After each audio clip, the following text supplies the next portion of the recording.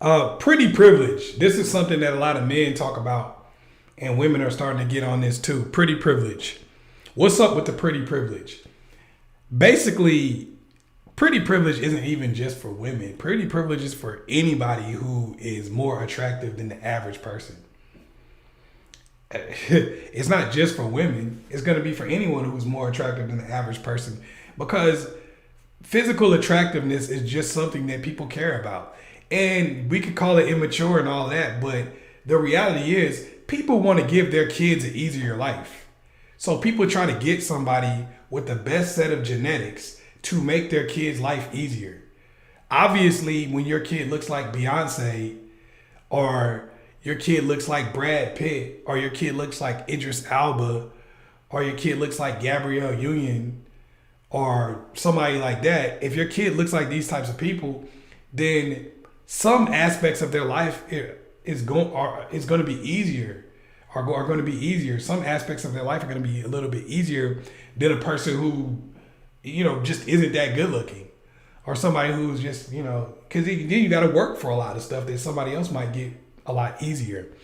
So yeah, of course people are going to give pretty privilege because people want to be around the most attractive people so they can have an opportunity to duplicate that person's genes. That's not immature. That's just survival tactics. Obviously, if you're on the other end of pretty privilege and you're not getting any of it, then of course it's going to seem immature. Of course it's going to seem unfair, because anything you don't get in life, you're going to feel is unfair. That's just the way things go. Obviously, you're going to feel it's unfair when you or people that you care about aren't getting it. That's normal. The thing about pretty privilege, though, is you can get a lot more of it if you make certain moves to improve your own situation. Just because maybe you weren't born with what you think is a pretty look or a top level look, just because you weren't born with what you think puts you there, doesn't mean you can't work on yourself and really maximize where you are and what you do have. For guys, just like, oh man, well, I'm not over 6 feet, so I guess I should just give up. I can't get any of this pretty privilege. Bruh, you could go to the freaking gym and work out, and you don't have to be 6'5", because the average girl is only 5'4". So if you're a little taller than she is and you look good, in most cases she's gonna still like you.